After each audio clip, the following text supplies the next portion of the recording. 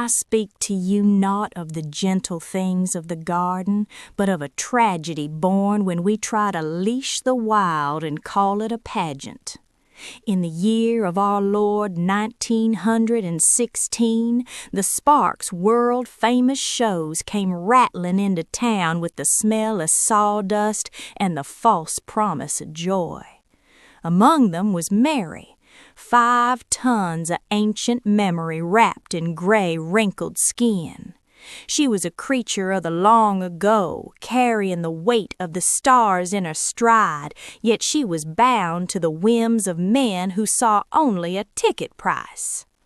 There was a man, a drifter they called Walter Eldridge, though some just called him Red. He had been with the show but a single day, a fleeting shadow in Mary's long life. He sat atop her great neck as they paraded through the streets, holding a bull hook, a cruel, biting thing, as if he truly held dominion over such a mountain of spirit. Now, the elders tell us that every living soul carries a quiet ache. Mary's ache was a tooth, rotted and pulsing in her jaw like a trapped hornet.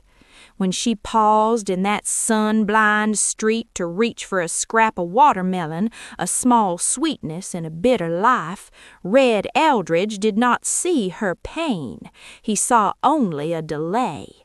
He struck her. He dug that cold iron into the very place where her agony lived. In that moment, the leash of civilization snapped. Mary was no longer a performer, she was the storm. She plucked him from her back as easily as a child plucks a weed, and before the breath could leave his lungs, she had returned him to the earth. The crowd, which had been cheering a moment before, turned into a sea of teeth and rage. "Kill the elephant," they cried, the sound of it rising like smoke. A blacksmith emptied his pistol into her side, but those lead balls were nothing more than pebbles tossed against a cathedral. Charlie Sparks, the master of this sad caravan, saw his fortune fading. He knew that to save his show he had to sacrifice his star. But how do you stop a heartbeat that shakes the ground? They spoke of bullets, but the air was too crowded with people. They spoke of the new lightning of the electric chair, but the town's wires were too weak to carry such a dark current. So they took her to Erwin. They led her to the Clinchfield Railroad, where the great iron derrick stood waiting like a mechanical hangman. Over 2,000 souls gathered, not in mourning, but in a fever of curiosity. They looped a chain round her throat, a cold necklace for a queen of the forest. The first time they hoisted her, the universe itself seemed to protest. The chain snapped with a sound like a rifle shot, and Mary fell, her hip shattering against the unyielding tracks.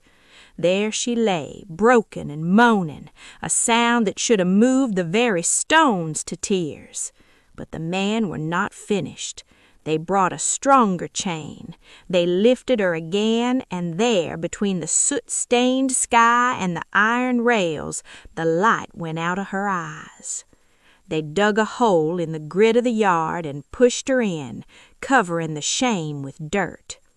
For a century, Erwin carried that stain, a town defined by a gallows built for a giant.